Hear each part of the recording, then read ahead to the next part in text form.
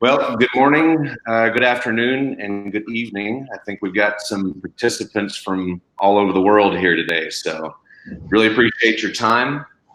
If a few of you could just shoot us a message from your location, let us know where you're at, see where everybody's tuning in from.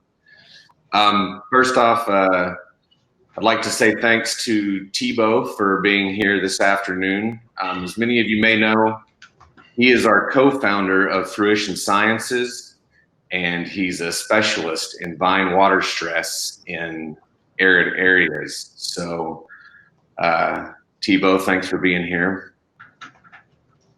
Thank you. Thank you, Ryan. Happy to be here. Great to meet. Yeah.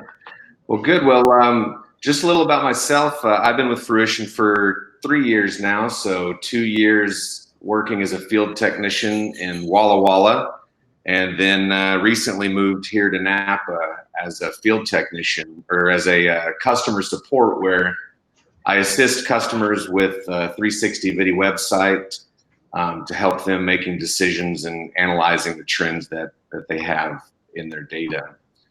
So, well, looks like we got some Argentinians. Good to have you here. Austria, excellent. So today we're going to be talking about heat waves, and this is, I think, an extremely relevant topic given the amount of heat waves that we've seen across the globe and how they're increasing in intensity and frequency. So we'll be talking about 3 main topics of the heat waves. How do we define it? What do we look for in the data on 360 video? And then how do we manage a heat wave using these tools of 360 video and our water satisfaction index? So with that, Thibaut, I'd like to turn it over to you to talk about some of your experience with it. Thank you, Ryan. So as you said, the goal today is to put things in perspective in the context of climate change and specifically heat wave.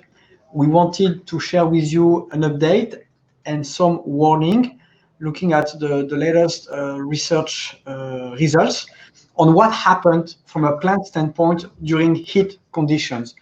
What will be the consequences of the plant response on the way you are monitoring the water status of your vines. So maybe before everything, we should start saying what is a heat wave. And the key to understand how to characterize a heat wave is to put yourself in the skin of a plant. What does it mean from a plant standpoint? From a plant standpoint, a heat wave is not only attributed to a high temperature, it's perceived also as a mix between temperature and relative humidity. Those 2 atmospheric index are actually captured into one single synthetic index called vapor pressure deficit. And the vapor pressure deficit modulates the vine response to heat wave in function of soil moisture deficit. So that's what we are going to detail a little bit. But the first point is we can characterize from a plant standpoint what a heat wave severity is thanks to this single index called vapor pressure deficit. It is expressed in kilopascal because it's actually the amount of pressure you need to apply to one volume of air to make appear the first droplet of liquid water. So the higher is the pressure you need to apply to a specific volume of air, the drier is that air. So the oven-like effect of the air increases proportionally with the pressure you need to exert to that volume of air to make appear the first droplet of liquid water. So practically speaking, if you look at the graph on the screen, you see a heat wave event characterized by 3 days over June 10, June 11, and June 12, during which the pressure of the air drying out things is greater than 4.5 kilopascal. So this is really, really high. And from a plant standpoint, it means that even if your stomates are closed, you lose water. So this is why we are going from now on to characterize heat wave intensity by looking at this single climatic index and looking at the daily variations. Here, what you're seeing as on the screen are hourly variations, but to make it simple, we are only going to look at the peak value that you can see here with my cursor. I'm just looking at those peak value because they characterize the point in time when the VPD reaches its highest intense point. Great. And to the audience, please, as we're going through these items, if you've got a question on any of this, let me know in the chat, and we'll address those questions as we go, or if we take a break here in a minute, we can get to any of the questions that you've got. So Thibaut, given this, the VPD, why is it such a serious number that we look so closely at? Yes. So first of all, you need to understand that VPD characterizes the aridity of a region. So region like in Paso Robles or NAPA have a high frequency of days where the vapor pressure deficit at its peak value of the day reaches values greater than 3.5 or 4 kilopascal. So what's a bit difficult to understand is that there is a acclimation from a plant standpoint at experiencing a high frequency of VPD or not. So typically when you are in NAPA, what we've reported here are average number of days per year where the vapor pressure deficit is greater than 3.5 kilopascal. And you can see each red point here per year represents an average of hundreds of weather stations. And you can see that in NAPA, on average, since 2013, we are expecting to experience anywhere between 40 to 50 days during which the air-water pressure deficit will be very high.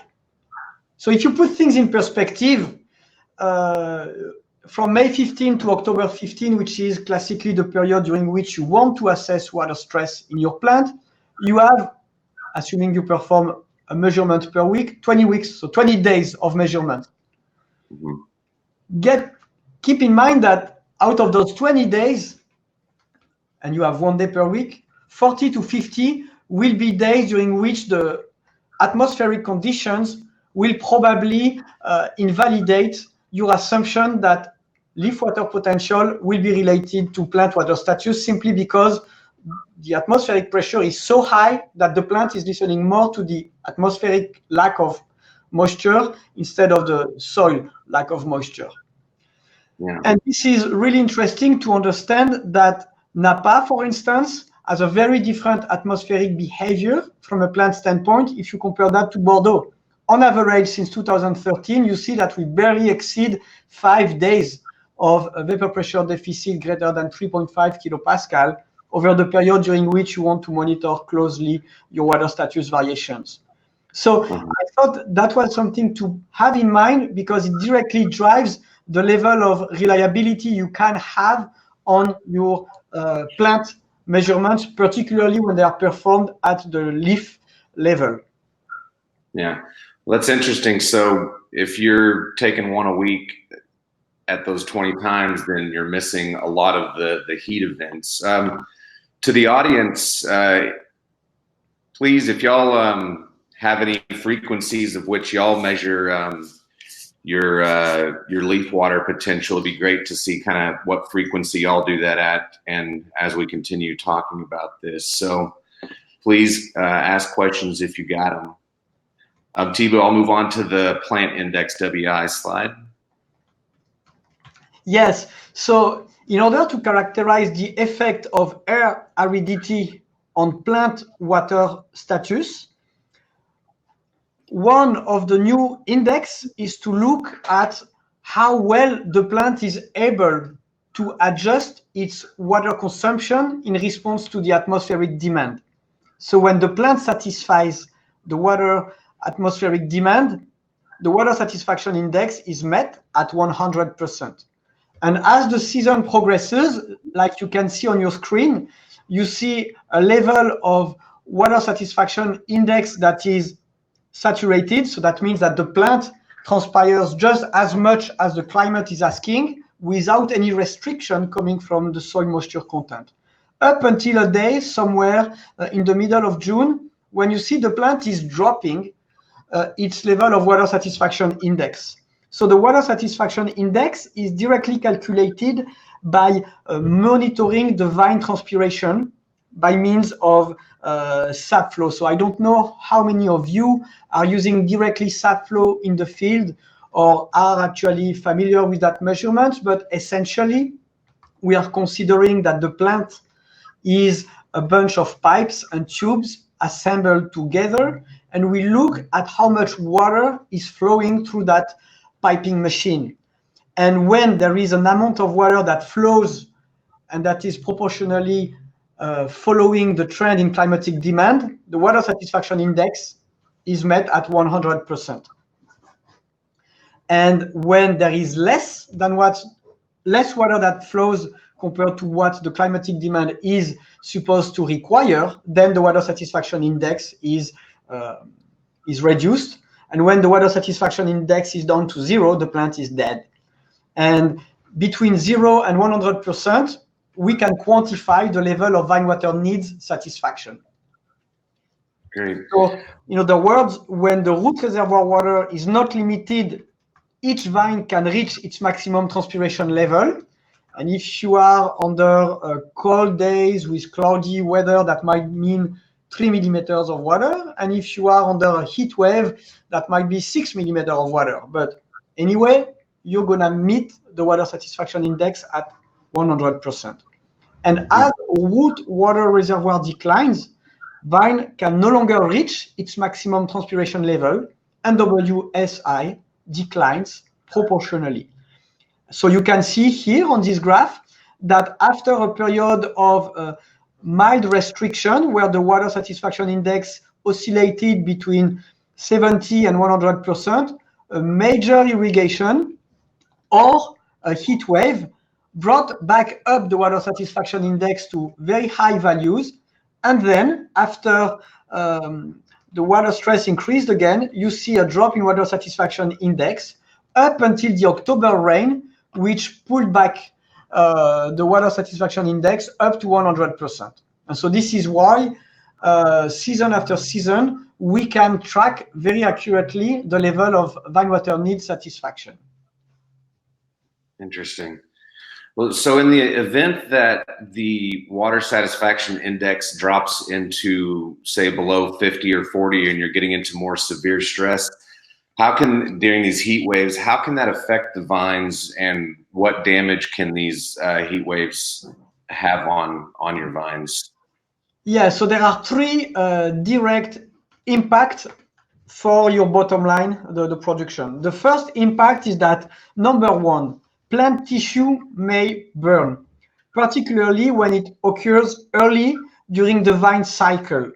And that's simply because early season, vine tissue resistance to heat is lower compared to later in the season. There has been a very interesting PhD study from Guo, just recently published, that shows actually how the vine tissue toughen up as the season progresses. So that's number one. Number two, this is what is currently on your screen. There is a water column inside the plant that circulates water from the root level up to the leaf-air interface. During a heat wave, the water column is experiencing the pull from two opposite forces.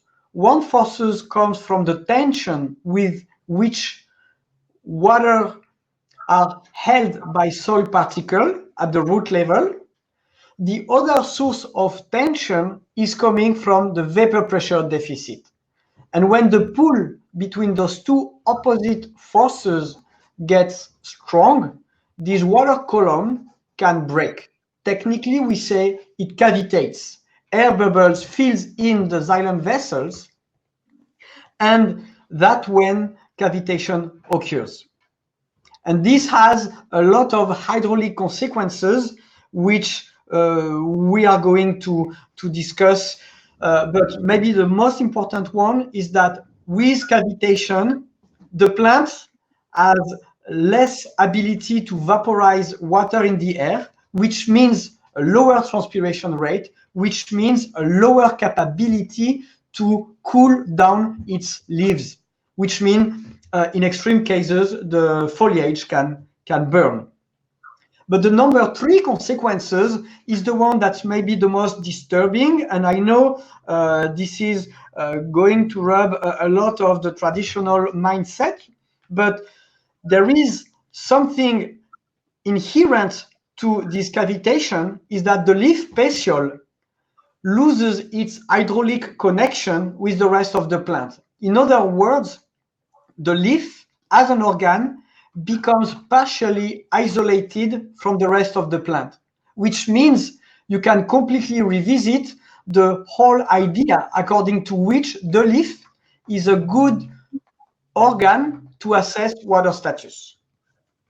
So in practical terms, the consequence of cavitation is that you should not rely on leaf water potential anymore if they are taken on days with high vapor pressure deficit. And the reason for that is the hydraulic disconnect. We speak about hydraulic segmentation in scientific terms.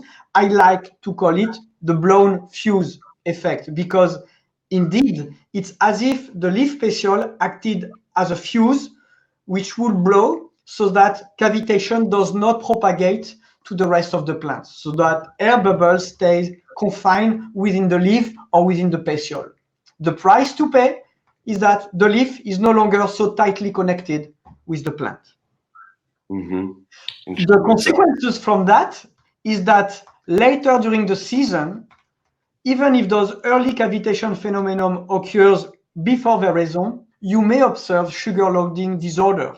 So all those vines where you can't explain why sugar stops around 21 Brix, maybe, I'm not saying it's always the case, but maybe the reason for that sugar loading disorder has to be with some cavitation event that may have occurred 2 months before.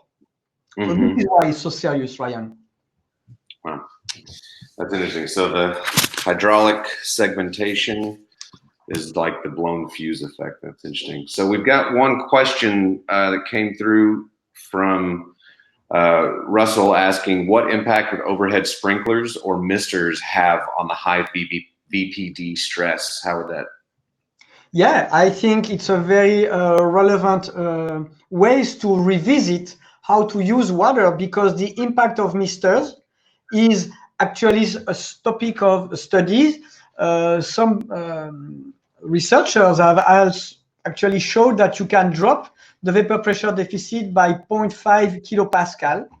So on days where you are trying to reduce a little bit the severity of the atmospheric pressure in terms of vapor pressure deficit, it's a very good idea to mist water.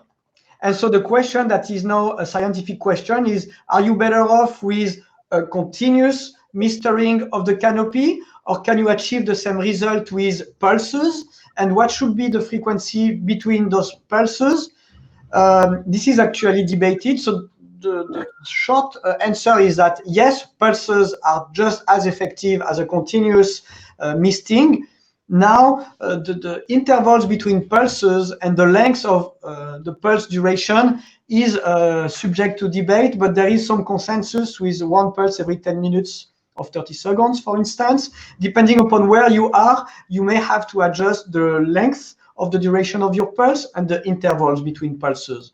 And also when to start the first pulse and when to end the last pulse has a lot to do with the slope of your vineyard and when the peak of vapor pressure deficit is met in the vineyard. But this is slightly off tangent, but we could discuss that after the webinar.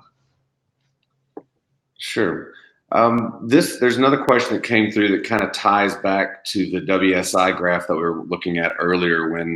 When your water satisfaction index is at 100%, and then it drops gradually down to 60, and then rebounds without an irrigation or moisture event. Is there any kind of information around?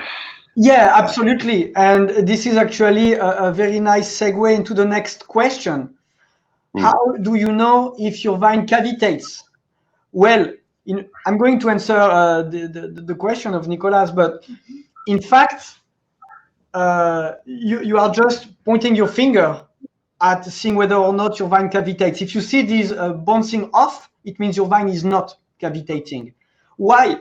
Because except if you're using X-ray, which was done by Charrier in 2016, you cannot see if your vine cavitates.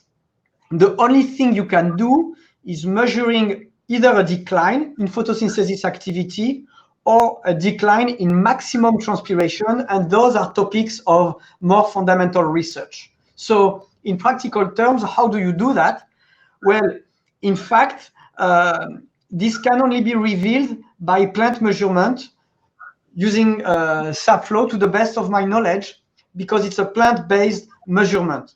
So the WSI measurement, if your plant is not cavitating, should show an increase during a heat wave. So maybe at this point, Ryan, you could show a graph in a situation where there is no cavitation under a heat wave. Okay, yeah, I'll grab that one.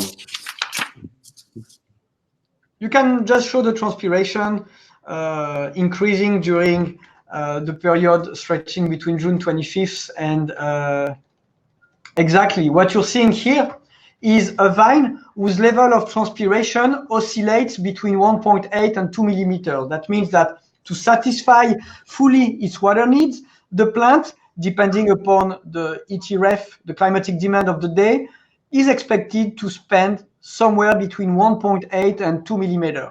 And then a heat wave kicks in. And what you see is that in order to compensate for the high climatic demand stretching between June 25th up until July 3, the vine transpiration increases almost 50%. And so this is why your WSI increases when there is no cavitation. It's just a way to show to you that the plant is adjusting to the increase in VPD by spending more water. And why does the plant do that? The plant does that in order to compensate for the blown fuse effect. Either the plant cavitates and the WSI decreases, which is bad news, or the plant is able to compensate by using more water and the WSI increases, which is good news. Mm-hmm. Great. Well, we'll look at maybe the other one where the example of the cavitation, if we want, or we can move on. We've got a lot of questions coming in. We can we'll field those here shortly. So being unable to rely on leaf water potential during a heat wave because the heat wave disconnects the petiole from the rest of the plant. What can we rely on when we're trying to assess these vine water statuses? Well, what I would rely on monitoring the vapor pressure deficit and monitoring the water satisfaction index side to side. In order to illustrate that point, we took those two graphs from 360 VT, and what you're looking at on your upper screen is the profile of a current vine transpiring today. And you can see that this vine started to downregulate its water use around June 10. And you see that before and after June 10, there is this odd shape that we are going to discuss in a moment. And then you see that the trend is towards a decline. But as of today, the level of vine water need satisfaction, the WSI, is greater than 60%. But let's go back to what happens during this finger-like shape in terms of WSI. what did induce that, because no irrigation were applied? Well, if you look at the vapor pressure deficit, you see that there is actually a direct correspondence between vapor pressure deficit going from 5.1 kilopascal, peaking on the 10th of June at 6.3, 6.5 on the 11th of June, and then dropping down to 3.5. And you see that on those days, the plant, because it had sufficient water resources, compensated by increasing its level of transpiration compared to where it was before the heat wave.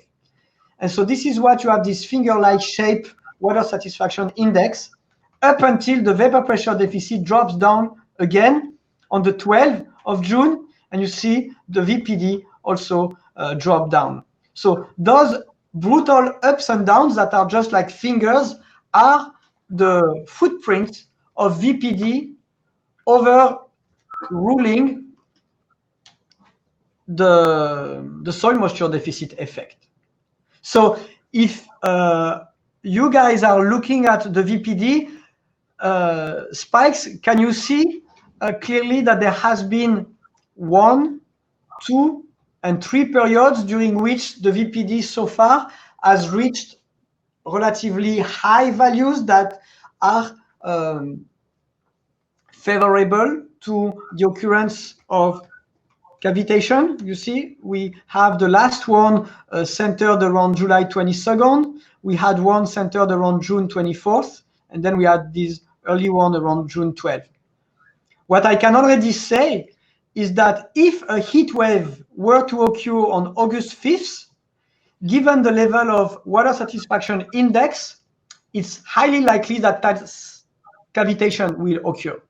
Why? Because on August 5th, looking at the trend in the decline in water satisfaction index, the plant is going to be less likely to compensate for the brutal rise in VPD. So unlike the situation around June 11th, where the level of WSI was around 70% just before the heat wave and was oscillating around 80–85%, here we are going to enter into a putative heat wave with a level of water satisfaction that is lower than 60%. So the plant won't have as much ability to compensate for a heat wave. So this is a call for me to irrigate if a heat wave is foreseen. Okay. Another question came through regarding VPD with varietals. Is there some varietals that are more resistant to higher VPD levels or lower? Yeah, so that's a topic of research, and you guessed right. Now that we have an ability to really define finally how vapor pressure deficit for a given threshold increase or does not increase transpiration, we can define two things. We can define the threshold at which a plant transpiration is going up even if stomates are closed.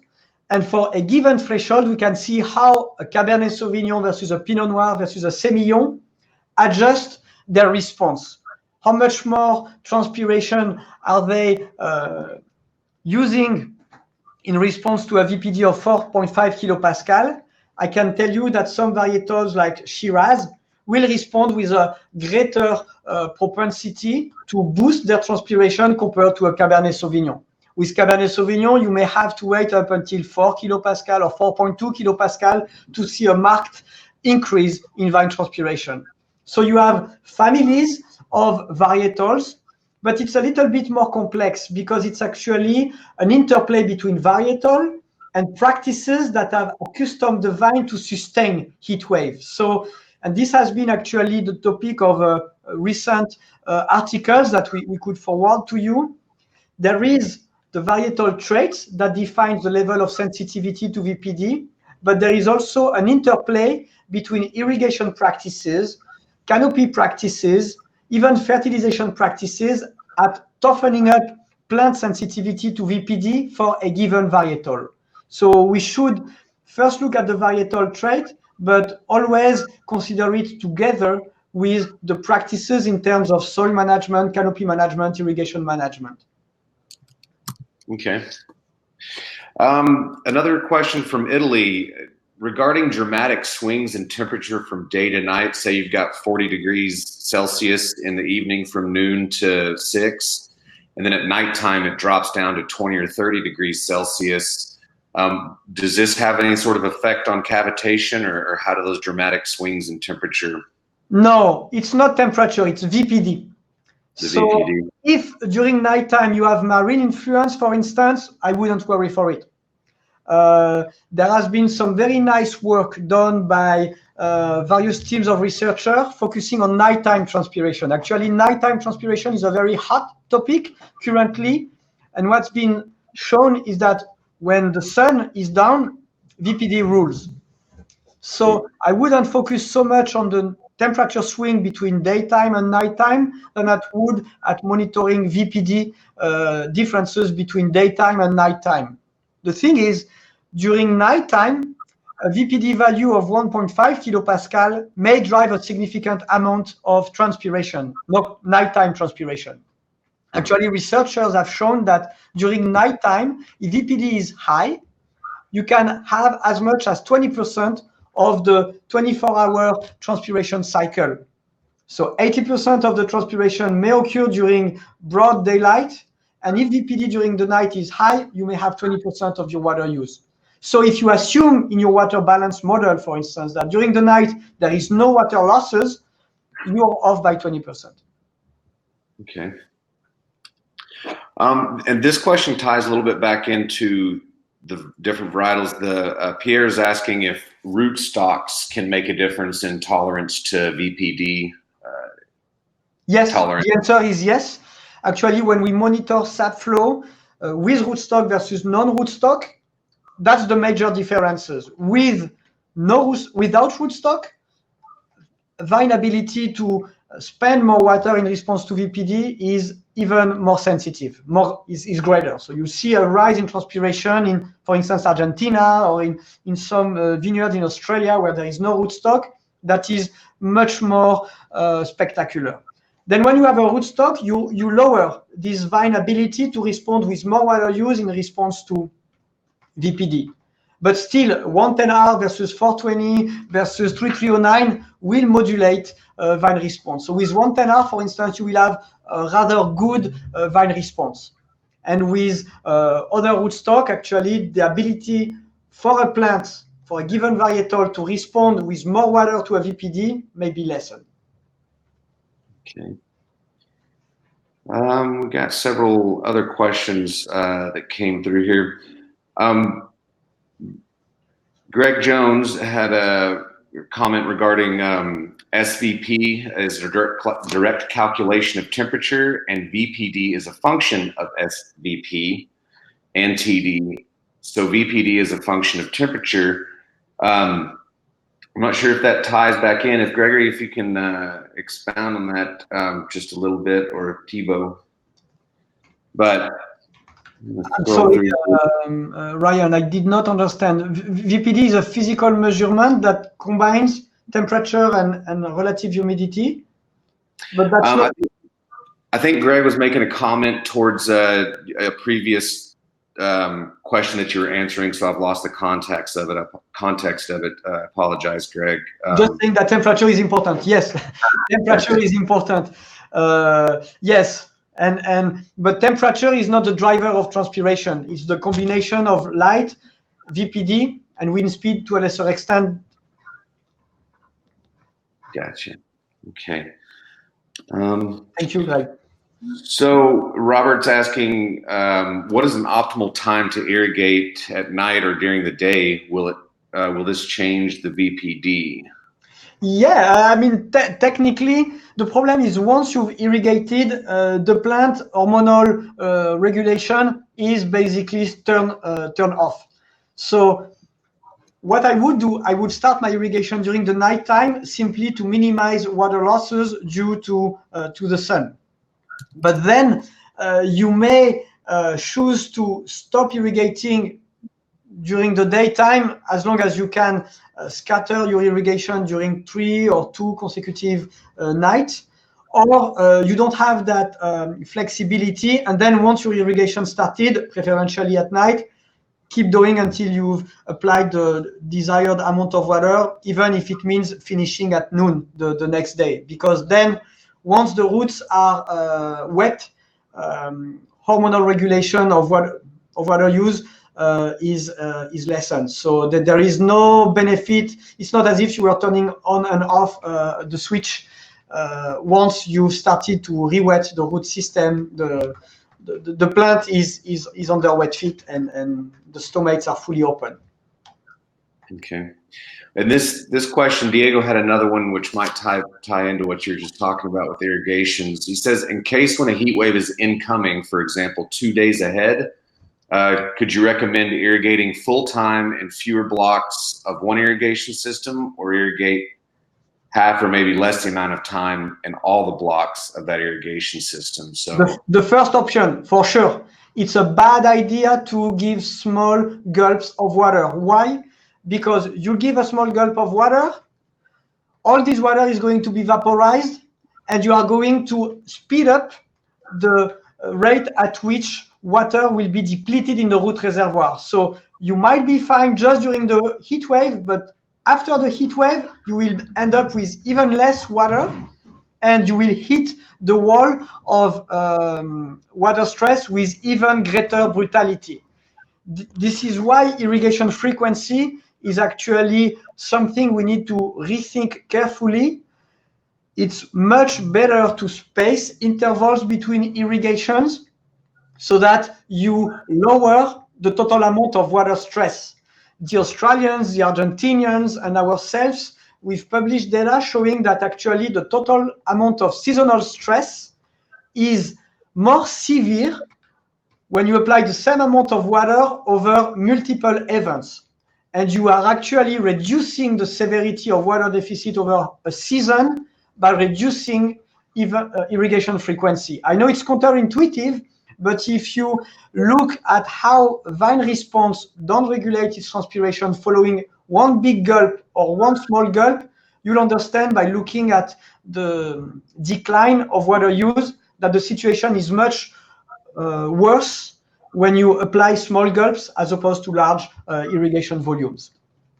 Then I understand there are situations where you can't afford to apply large amount of water, but the rule of the thumb is try to space as much as possible irrigation and applies an irrigation that goes up to the maximum root reservoir level, because anyway, when the heat wave is there, the faucet is largely open and you're going to lose a lot of water. And you're going to lose just as much with a small irrigation or a large irrigation. Yeah. Okay. And Prakash from India has a question around night transpirations. What impact does night transpiration have on plant growth and fruit quality? Says it regulates only 20% of the transpiration. So is night transpiration a large impact? I don't know the answer to that question. I can only say that this 20% of putative nighttime transpiration will have an impact on the water deficit profile over the season. And then we know that season water deficit profile impacts food composition. But saying precisely how the nighttime versus daytime water deficit impacts food composition, I am unable to say. Yeah. And there's Douglas Jameson's asking a question in the sense of how does understanding the effects of heat waves on sugar loading and fruit quality, and therefore how does that translate to your finished wine? Since when does that knowledge exist? So Douglas says, I'm interested in better understanding the effects of heat waves on sugar loading, fruit quality, and finished wine. Quality terpene profiles. Yeah, that's exactly what we are doing, because there is only one way to understand is to measure it. So what we are doing is tying together the sap flow profile with the sugar loading profile, and later on the color accumulation profile, because those relationships are site specific and vintage specific. So there is no way I can tell you what's going to be the site-specific properties of your vineyard responses unless we are measuring it. So we are all very interested in that topic because we think it's at the heart of what makes vineyard production unique. Mm-hmm. Well, here's another interesting question. Can you overhydrate the vine? Absolutely, yes. And overhydration means a few things. Maybe the first thing is overhydration means you're going to concentrate the root profile in the topsoil. The topsoil being the soil layer that dries up the quicker, you basically drive your vineyards towards having a hydroponic-like behavior. That is to say, very, very fragile to any heat wave. So that's the first thing. You overhydrate a vine by irrigating too frequently. The second thing you do by overhydrating a vine is telling the vine to produce large pipes. The Israeli, the Italians have done very good research showing how the diameter of the xylem vessel increases on average for plants that have been overhydrated. If you have a plant with large pipes, this plant is less well equipped to fight heat waves. In other words, if you overhydrate a plant, instead of toughening it up to resist heat wave, you make it weaker.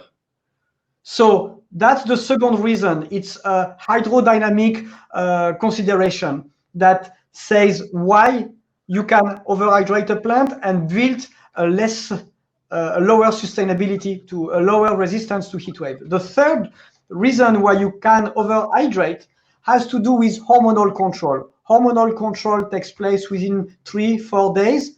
And every time you apply more water, you're diluting hormones that are circulating into the plant, therefore making the plant less capable of fighting with its own mechanism the negative impact of heat waves. So that's the third reason why overhydrating a plant is a bad idea for vineyard sustainability. Here we just have a comment regarding the thickness of the leaf wall can reduce the effects of heat strokes compared to a very narrow leaf wall. Do you have any input on? No, I am unaware of any work on that. I am aware of work mainly by the Portuguese looking at the density of stomates. The density of stomate is under varietal control. So you have, depending upon the varietal, concentration of stomates under the leaf that may go from simple to double. And of course, with more stomates, for a same climatic demand, you have more water loss if total leaf area is the same. But I am not aware of leaf wall thickness affecting vine resistance to drought. Okay. All right. And Ken is asking, what's your opinion on post-harvest irrigations? Post-harvest irrigation, here it's a very different topic. Today we are talking about drought and aridity. Post-harvest are usually happening when the soil moisture content is low, but when the aridity of the atmosphere is lessened. It's a topic that we hope to approach and address later during the season, because post-harvest irrigation have a lot to do with nitrogen translocation. But this is a whole different thing. I think it's a very relevant topic, but it's slightly off topic for today's where we'd like to focus on VPD and WSI. So I keep your question in mind, but I'd like to address it when we speak about nitrogen reserves and its effect on yield for next year. Great. So you'll have to tune in next time, Ken. Great. We're closing in on our hour, so we got one or two more questions coming in. So we've got one from Ohm again here. It says, the past few weeks been thinking about VPD application concepts, like growing degree days. Everyday temperature is accumulated to period of time, so I'm thinking VPD degree day, hour per day, total VPD accumulated in a day or a week or month.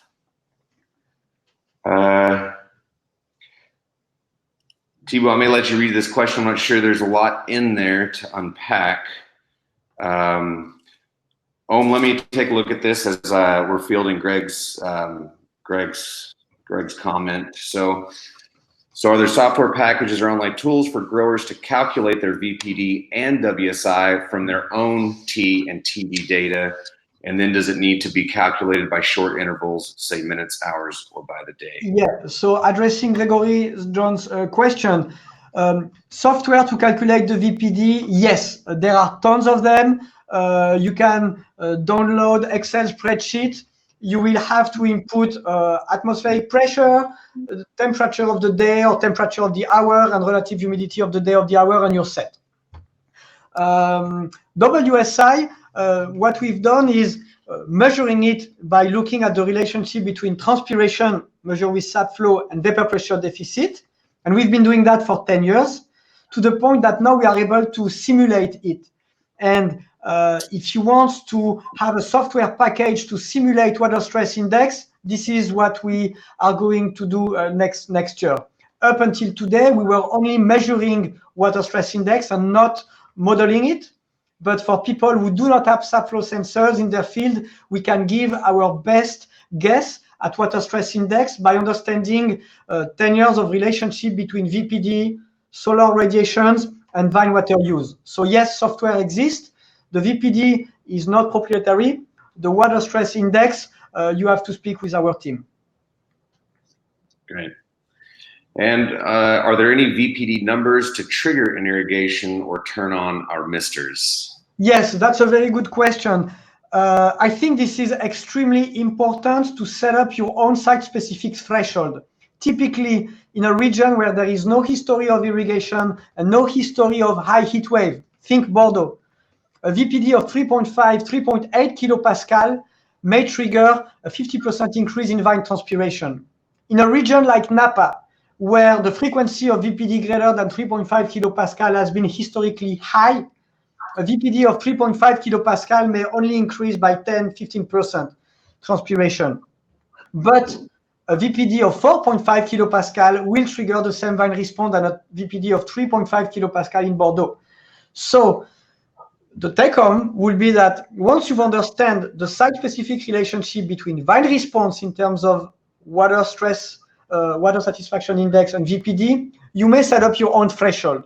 Since it's a new concept, I would say in California, Northern California, shoot for anywhere between 3.8 and 4.2 kilopascal. And in Bordeaux, stay between 3.5 and 4 kilopascal for all varietals. But then within each varietal, you may set up a threshold around 3.6, 3.7 for Merlot, and 3.9, 4 kilopascal for Cabernet Sauvignon in Bordeaux. And those values may be up by 0.5 kilopascal if you are in NAPA. And if you are in Chile and if you have irrigation history, I would use the same values as a rule of the thumb to start with. But then as you build a greater site-specific understanding because you're performing measurement and use model, then you can refine those thresholds. And you have varietals that are very, very resilient. Like in Douro Valley, we may sustain 4.2 without having to worry. In Israel, the same. So it's site-specific. It's not something built in the marble. Great. Well, we've got several more questions that came through, and as I've mentioned, we can address those by email if we're unable to get to them. I'm going to pull it into a close on our side right quick, and then if we have a few more minutes, maybe we'll get to the last one. But just in summarization, Thibaut, and please correct me if I'm wrong, it looks like if you're just doing a leaf foliar water potential once a week, you're missing a lot of high VPD days, and which these heat waves can cause this blown fuse effect where you have this hydraulic segmentation. So it's best when we're looking at these VPD events to look at the VPD value itself and the WSI, your water satisfaction index, or the transpiration that's occurring within your plant to assess the severity. Is that correct? Yes, and if the VPD event has been relatively moderate, then come back and perform a leaf water potential when the VPD is lower, so less than 3.5 kilopascal. But be aware of the fact that if air bubbles have built in during the heat wave event, then your leaf is less well connected to the rest of the plant. The thing I didn't say that cavitation is not reversible. You cannot refill with water the xylem once they have been filled with air. So that means that once cavitation has occurred, it's here to stay up until the leaf falls on the ground. It's only until the next season, when the vine is bleeding, that positive water pressure can actually pushes and washes away the air bubble. So the good news is that cavitation is not there to stay from season to season, but during one season, when it's there, it's here to stay up until harvest. So be sure that as the season progresses, if you have more and more heat wave, you should rely less and less in your water potential measurement. But if you have very little occurrences of high heat waves, then you can rely on them. Great. So as we're closing in, I think Greg Jones tied into Ohm's questions regarding would a VPD/GDD accumulated value be useful to assess a combination of vapor pressure stress and growing degree day accumulation? Yes, so that's exactly what we are studying. We are, through our web application, actually showing, based on historical data, what is the cumulative effect of growing degree days and what is the cumulative effect of VPD, so that during the year, we can use what we have observed in the past to better adjust our practices 10 days ahead, 2 weeks ahead of the time. But this is actually something that we are currently working on and that we're going to release next year. But this is, in my opinion, what we need to say. We need to pay more attention to growing degree days, particularly by looking at the relationship between growing degree days and plant response. And something even more important is we need to ask ourselves the question, how normal are historical value compared to what's ahead of us? In other words, can we really learn from the history of growing degree days and VPD and plant response if it turns out that in the future we are meeting more and more extreme events that have not been seen in the past?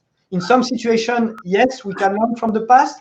In some other situations, we are venturing into new territories, and we need to take historical knowledge with a grain of salt, simply because the frequency of heat wave or the speed at which GDD, growing degree days, accumulate may speed up. Great. And last question, vines with diseases, are they more susceptible to a high vapor pressure deficit or with wood diseases? Simple answer is yes. And technically, when we are monitoring vine with diseases, we see that vine capability to respond with a greater transpiration is lower. Typically red blotch. I remember in 2014 in Paso Robles, we were monitoring red blotch infested vines, and there was a heat wave. All the vineyard increased its transpiration, but the red blotch virus vines. And my understanding is that with virus vines, we have more callus inside the xylem, which acts as if the ease with which hydraulic conductivity inside the plant was impeded by those callus made of polysaccharides, and it prevents the vines from compensating with more water under heat waves. So whether it's cavitation due to air bubble or callus built in response to a virus, it ends up with the same response. The vine is not capable of matching the VPD increase. So that's why a virus vine responds a little bit like a cavitated vine. Great. Well, to everybody, thank you all so much. And Thibaut, definitely this has been great. Thank you for your insight into all these questions and for the folks who joined. If anybody's missed a question or has something that they didn't ask, you can email me at Ryan, R-Y-A-N, @fruitionsciences.com, and I can get back to you on those. So yeah, thanks everybody for your questions. Thibaut, thank you for your knowledge. Yeah, thank you. We'll follow up with, I guess, a few links, and for those that are interested, we may also forward some references in the literature for those of you who want to learn more. And we thank you for your interest in those new ideas. I know they are a little bit disruptive, but I think that has to be considered collectively as a group. to keep better care of the vineyard sustainability. Excellent. Well, everybody have a great day. Stay cool out there. Thanks for your time. Bye-bye. Bye.